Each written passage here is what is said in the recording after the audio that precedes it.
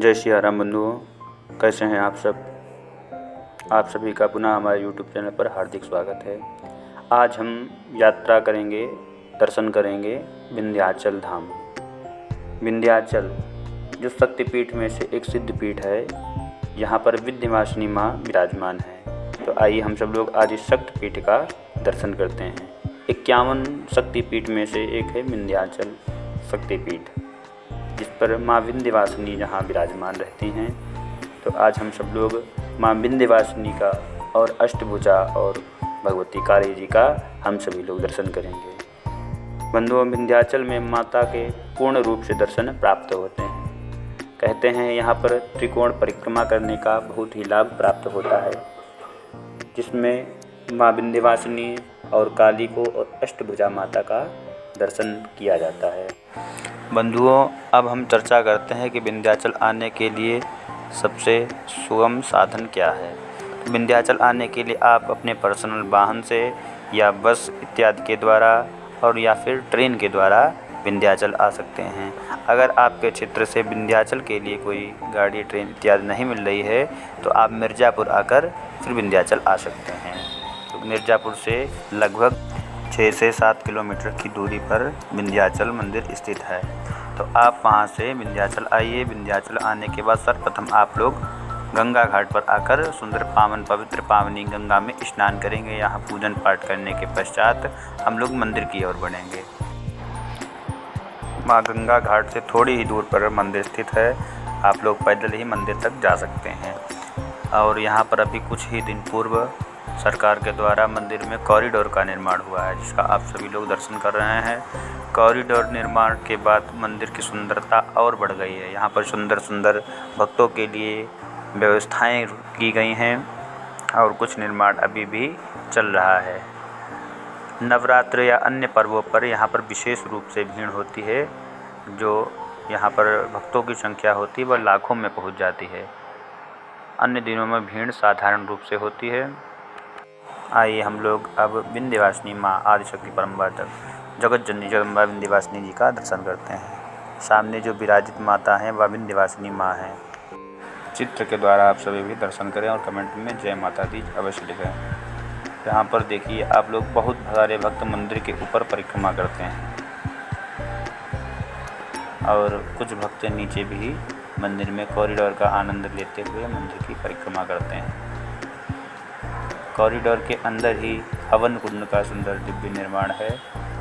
यहाँ पर भक्तगण माता की प्रसन्नता के लिए दीपदान और हवन कुंड में आहुति प्रदान करते हैं। अब हम लोग मंदिर के ऊपरी भाग पर हैं, जहाँ पर भक्तगण माता की परिक्रमा लगाते हैं। यहाँ पर सुंदर माँ भगवती का भी विग्रह विराजित है और साथ में भी मंदिर की भी परिक्रमा लोग भक्तगण करते हैं।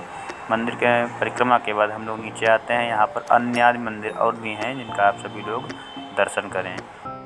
बंधुओं, विंध्यवासिनी के दर्शन के बाद हम लोग काली खो का दर्शन करने के लिए प्रस्थान करेंगे। काली खो के लिए यहाँ से आप ई-रिक्शा, ऑटो इत्यादि के द्वारा काली खो का और अष्टभुजा माता का दर्शन कर सकते हैं। यहाँ पर कहते हैं कि विंध्यवासिनी का दर्शन करने के पश्चात काली खो और अष्टभुजा का दर्शन करना बहुत ही पुण्यदायी रहता है। इसको त्रिकोण परिक्रमा कहते हैं। तो हम लोग काली खो का दर्शन करने के पश्चात भगवती अष्टभुजा माता का दर्शन प्राप्त करेंगे। बंधुओं, यहाँ काली खो के दर्शन के पश्चात हम लोग भैरव जी का दर्शन करेंगे। उसके पश्चात अब अष्टभुजा माता के लिए प्रस्थान करेंगे। आप यहाँ से भी पुनः ई-रिक्शा द्वारा अष्टभुजा माता दर्शन के लिए जा सकते हैं। ई-रिक्शा द्वारा पहुँचने के पश्चात आप चाहें तो रोपवे इत्यादि के द्वारा चढ़ाई चढ़ सकते हैं या आप सीढ़ियों के द्वारा भी माता के दर्शन के लिए जा सकते हैं। ज़्यादा कोई ऊंचाई नहीं है, लगभग 60 से 70 सीढ़ियों की चढ़ाई रहती है। आप चाहें तो बड़े ही आराम से पैदल ही यात्रा करके सीढ़ियों के द्वारा चढ़ सकते हैं, अन्यथा रोपवे के द्वारा भी मंदिर के भवन के लिए प्रस्थान कर सकते हैं, भवन के लिए जा सकते हैं। बंधुओं, ये अष्टभुजा देवी यही हैं जो भागवत में और दुर्गा सप्तशती में वर्णन है, जिन्होंने माँ यशोदा के गर्भ से योग माया के रूप में जन्म लिया था। और कंस के यहाँ भगवान कृष्ण ने जब अवतार लिया था तब इन योग माया को नंद भवन से वासुदेव जी के पास पहुँचाया गया था और कृष्ण जी को नंद भवन में पहुँचाया गया था। जब कंस ने देवकी की 8वीं संतान जानकर योग माया जी को वध करने के लिए उठाया, तब इन योग माया जी साक्षात प्रकट होकर कहने लगी कि तुम्हारा काल जन्म ले चुका है, और तभी से ये योग माया विंध्याचल पर्वत पर निवास करती हैं। इनको अष्टभुजा देवी के नाम से हम लोग जानते हैं। इसका दुर्गा सप्तशती में भी वर्णन है। नंद गोप गृहे जाता यशोदा गर्भ संभवा ततस्तौ नाशिष्याम विंध्याचल निवासिनी। ये विंध्याचल में निवास करने वाली अष्टभुजा माता ये योग माया ही हैं। दर्शन के बाद हम लोग पहुँचते हैं भैरव कुंड।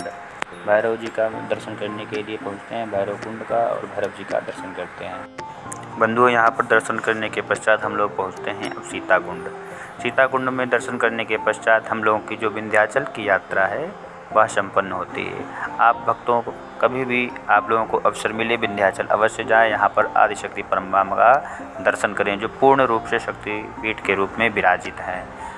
विंध्याचल की यात्रा आप एक दिन में ही संपन्न कर सकते हैं। आप सुबह से लेकर शाम तक विंध्याचल की यात्रा, विंध्याचल तीनों त्रिकोण परिक्रमा के साथ अपनी यात्रा को संपन्न कर सकते हैं। अगर रुकना चाहें तो यहाँ पर होटल इत्यादि की भी, धर्मशाला इत्यादि की भी व्यवस्था यहाँ पर रुक सकते हैं। इसी के साथ बस आज के लिए इतना ही।